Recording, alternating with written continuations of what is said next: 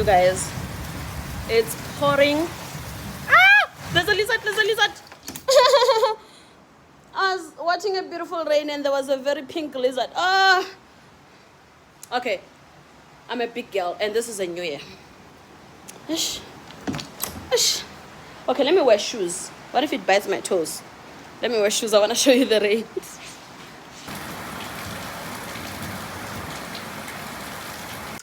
Hello, my sweethearts. I wonder if you can hear me because it's currently pouring. I just made myself a cup of tea. To tell you the truth, I'm a bit... My moya is downstairs. My air is downstairs. Oh, that's hot. My spirits are low. And not in a... I'm emotional type of low. Like, I have the type of... My spirits are low where... I'm overwhelmed by everything that I must be doing, but I'm not doing much. Well, I'm also giving myself credit to say, look, we just came back from New Year's and we're just getting started. I don't need to hit the ball. I don't need to hit the ground running. But the idea of me possibly not being able to do everything that I've planned on doing this year is scaring me. Let's grab my phone because I want to do a, what do you call it? I want to reflect, you know, how was last year like, type of vibe. And you can see it's very dark in here. So I can't film in here today. So we'll do it in the bathroom. And I've got some questions from Pinterest. I wanted to do a get to know me tag, but I figured maybe not yet. Ah! So instead of a get to know me tag, we're going to think about what last year was like. And hopefully I'm going to end up happy because I genuinely feel good about last year. Let me see if I can find the screenshot. Yeah, here.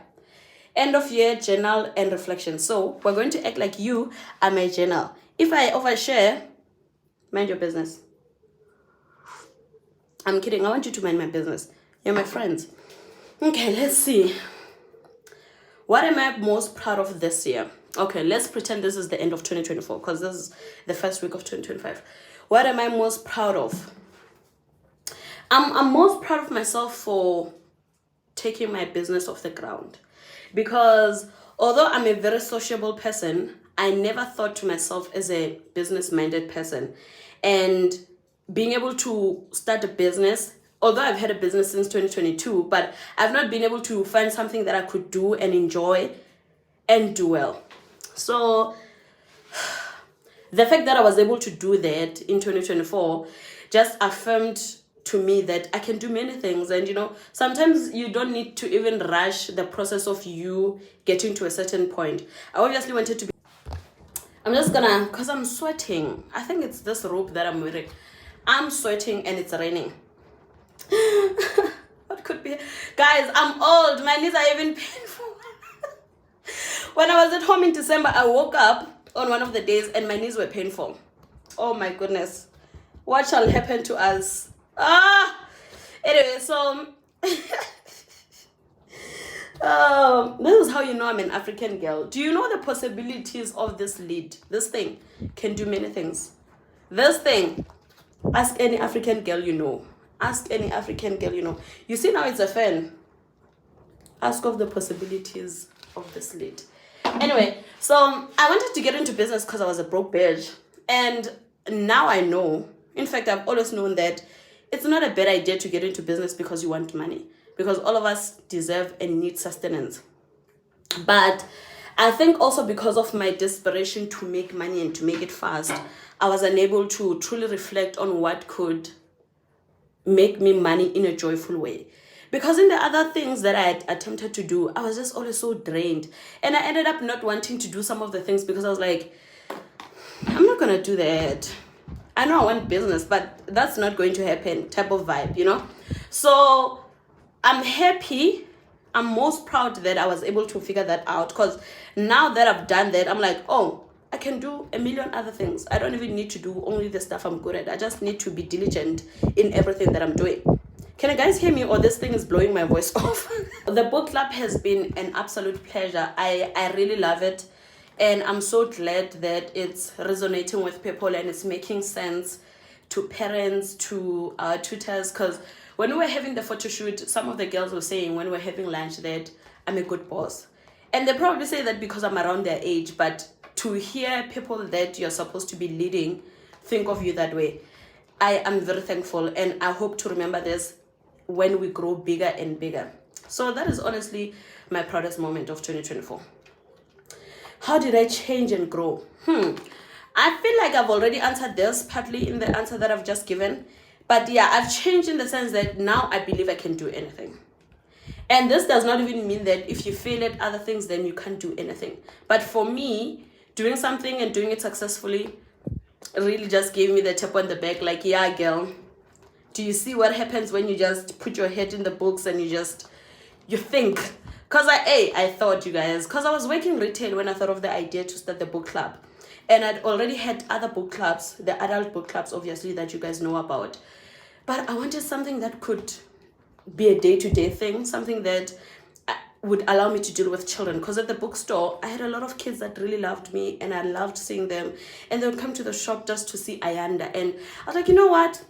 How do I see you every day? So that's how it came about, by just trying other avenues. I got a job in retail, and by the way, I had gotten jobs in retail for years. I worked at Checkers, I worked at Mr. Price, I worked at this one that I'm forgetting, and then I worked at Bag & Books. And it was at Bag & Books where I was like, I really need to think beyond this. So how did I change and grow?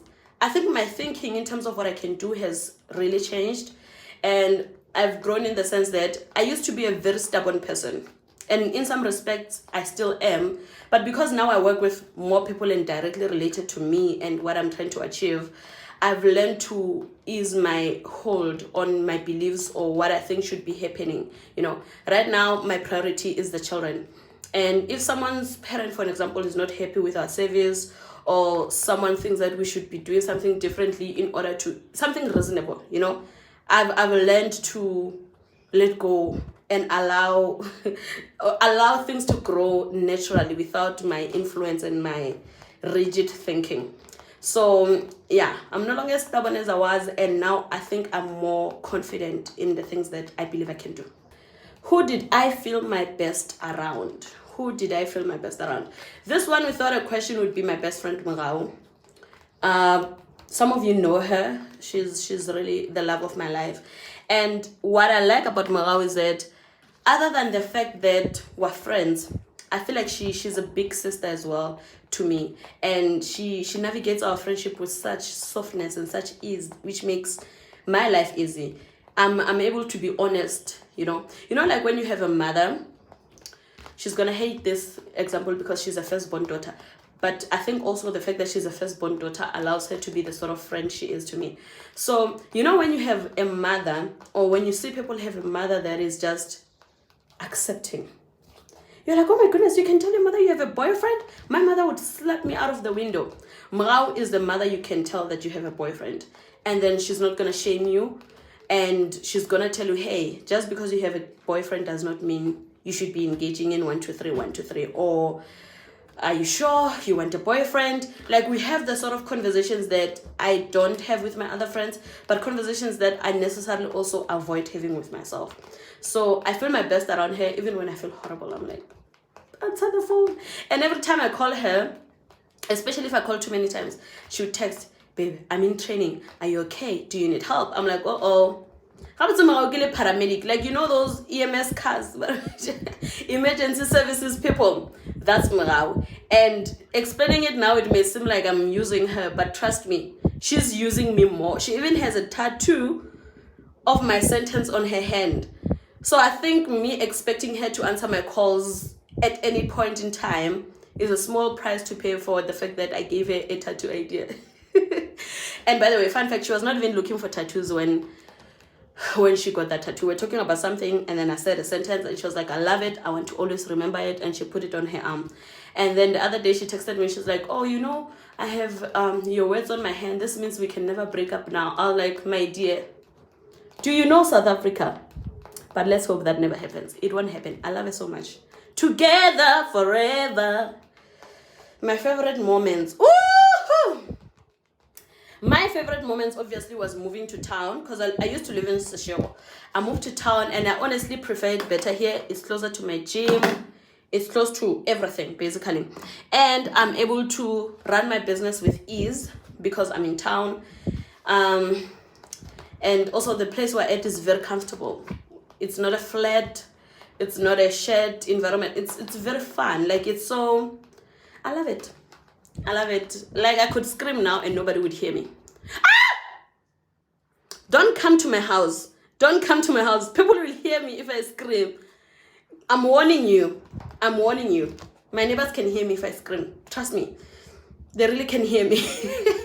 Another proud moment was the book club trip. If you guys don't know, I have an online book club.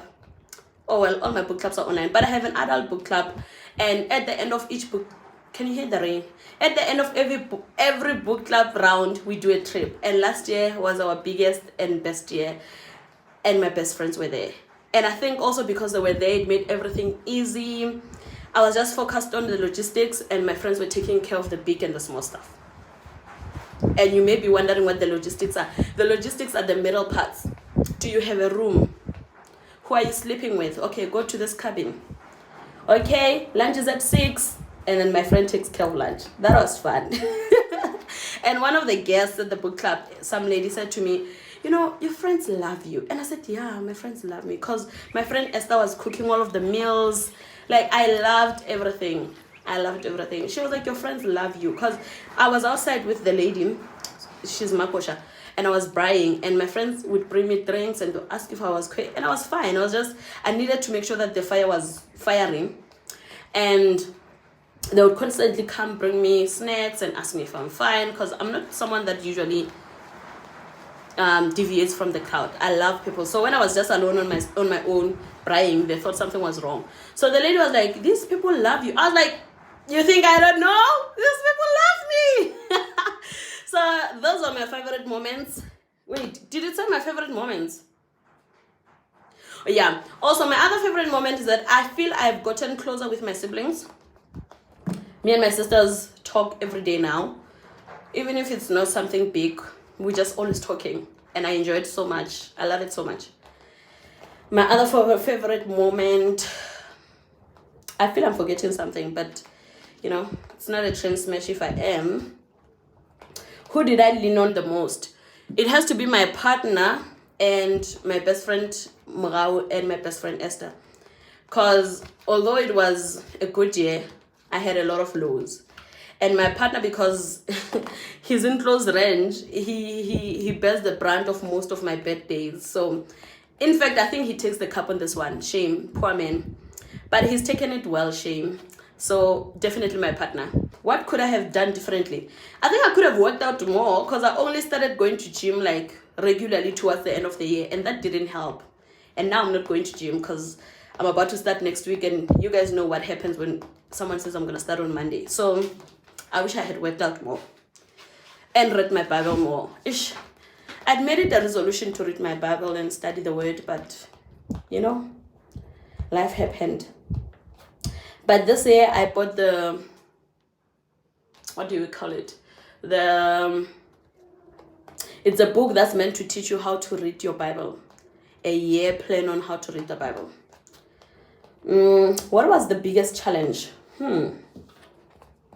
The biggest challenge I would say would be my friendships, because I realized that I was falling out with most of my friends, not most, some of my friends. And because I'd already told myself that I would stop being the glue to all my friendships, when I stopped applying pressure and initiating conversation and initiating meetings, I also noticed that the people that I was falling out with would also not initiate it. So it was difficult to realize that I was right. So that was very challenging for me. And what else was challenging? Navigating a routine. I don't think I've had a solid routine since COVID. Like before COVID hit, I knew what I was gonna do in the morning. I was doing yoga. Since then I fell off so hard. And now that I also work from home and my work is online, I'm always on my phone and it's rotting my brain. I didn't also read as many books as I hoped because I was reading too many children's books, but those were not on my to-be read list because they were for work. So yeah, that was challenging. So now I'm currently reading a book, and I'm hoping it's one of at least 70 that I'll be able to read this year, because when I don't read, my brain hurts. I'm really, yeah, it's painful. I felt happiest when I felt happiest when I got compliments by parents on the work that we're doing in the book club. I felt happiest when my man is full of surprises. Like he planned a lot of surprises. Surprised me in a big way on my birthday, to a point where me and Morao thought he was going to propose. Like, it was so ridiculous. He got a makeup artist, he bought me hair, he organized everything to the T. Like, go to this place at this time, go to this place at this time, go to this place at this time, and then we're gonna go to this hotel. I was like, ma'am, I think he's going to propose. Wait, I think she started that idea. I don't know who started it, but at some point I was whispering voice notes in the car, like, he's outside speaking to a white woman, they're arranging something. And there was champagne in the room, and there were roses, and there was lingerie. I was like, sir, yes. So he planned a lot of surprise trips and a lot of nice gifts. So that was, what was the question? I feel like I'm deflating. What was the question? I felt happiest. Yes, I did feel happiest when that. And also, whenever I would scream in emergency, because one time we had men working in the pool behind, and they needed to plug something in the house. And one of the men, I was bathing, and one of the men just barged into the house to come connect the electricity. And I was so distraught. Fortunately, I was dressed, but the fact that he thinks he could just enter without knocking. I called my man crying. He was so far away, but he arrived so quickly, and he stayed the rest of the day with me. So I felt happiest when my man was taking care of me, honestly. My biggest lesson, I'll still say that my biggest lesson was that I can do anything. Truly. Oh, you know what changed my life, actually? You remember that sound that said on TikTok, how hard can it be? Boys do it. Let me tell you, a revolutionary sound. Oh my goodness. How hard can it be? Boys do it. I remember starting my business thinking to myself, I know many boys that I think in my own way are mediocre, to say the least, but were successful in whatever they were doing. And I thought to myself, surely if I attempted something as well, and I really applied myself to it, I could do it. So yeah, that one, how hard can it be? Boys do it. Whenever you think you can do something, think of the weirdest, most mediocre boy you know, and I guarantee you he's driving a Polo, to say the least, or a BMW to just worsen things, and he's living in Midrand, popping champagne every weekend because he decided to use the brains he didn't have to scam people out of their money. Don't scam people, but just think that if someone without brains, or someone you consider to have a blocked brain, can do those things, then surely. I feel like the more I talk, the hotter I get. Maybe I should stop speaking. But okay, we're almost done. The best advice I received in 2023 was, the thing is, I received many advices, but I'm not someone that would like have a motto for life, you know? So the best advice, let me see if I can think of something. Oh yeah, so because I'm a very sensitive person, like I'm very sensitive, you guys don't know. On social media I look like a tough cookie, but let me tell you, I cry 4 times a day, 5 times if I have time. So I'm the sort of person, if I watch a video, for an example, and someone is being given money, you know those videos of people being donated money, like, hey, what are you doing, why are you helping me, take this money, those videos, I dislike them so much. Well, I like that people are getting helped, but I get so agitated when the person that is gifting the person money keeps asking, what do you do for a living? Or they pretend they don't have money and ask someone for money, and the person will be like, oh, I also don't have money, or I only have $1, let me give you the one and only dollar that I have. And then after, they would ask them, why are you helping me? And the person would be like, because you need money. And then the person would be like, oh, because you helped me, here's 1,000 rands. And in South Africa, we have someone like that, it's B.I. Pagati, ne? And in December, he had a lot of these videos where he was giving money to old women, which I appreciated, Shem. But also, in my head, as a sensitive person, I'm like, stop interviewing them. You see this person is struggling, just give them the money. You know, why must they perform their poverty for your audience? But also, now you've given this person 2,000 rands, for an example, ne? And let's say maybe you post the video a month later. What do you think is going to happen to that lady when someone horrible who's from around that area sees that video? They're probably gonna think they still have money. Yo guys, I think I'm overthinking, but I usually cry when I watch those videos.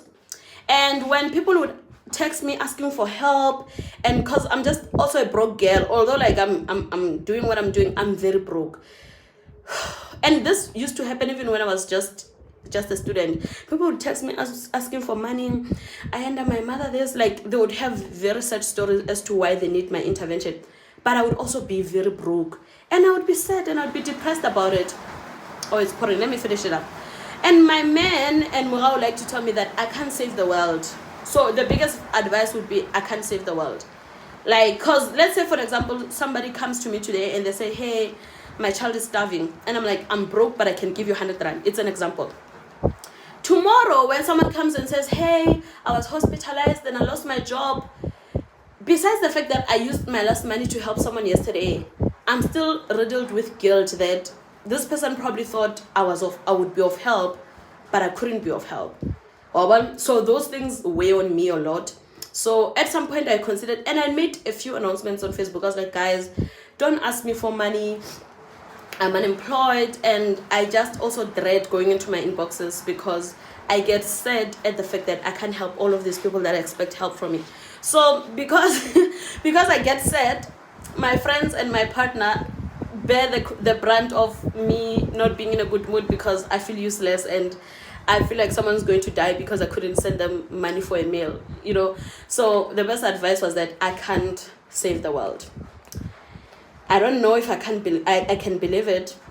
I'm just gonna attempt, you know, but I really cannot save the world. And there's only so much that one person can do. And also sometimes when I'm like driving and I see people on the streets, or I see someone like buying groceries with a child, and then they have a toddler in their hand and they have a million plastics, I feel so bad, you guys. Like, it weighs on I'm getting upset just thinking about it. So, but yeah, that is, I should probably work on that. A letter to my 2023 self. A letter to my 2024 self. A letter to my 2024 self. That would be, can a letter be a sentence? Yeah, I'll make it a sentence. I'm proud of you, and I hope you remember the good moments. In fact, you wrote this in your diary when you thought that the book club would be successful, and you said that you hoped to remember how exciting it was. Oh, it's raining. You hoped to remember how exciting it was to get opportunities and how you want to remain humble should this get bigger. And I honestly think this is going to get bigger, and I'm proud of you. And remember to be humble, and remember that you can't save the world, but be humble. I'm proud of you very, very much. Happy New Year. Hi, Esther. Hey, Esther, how you doing? This is Bishop Benjamin. And we are so glad that we are here, but where are you?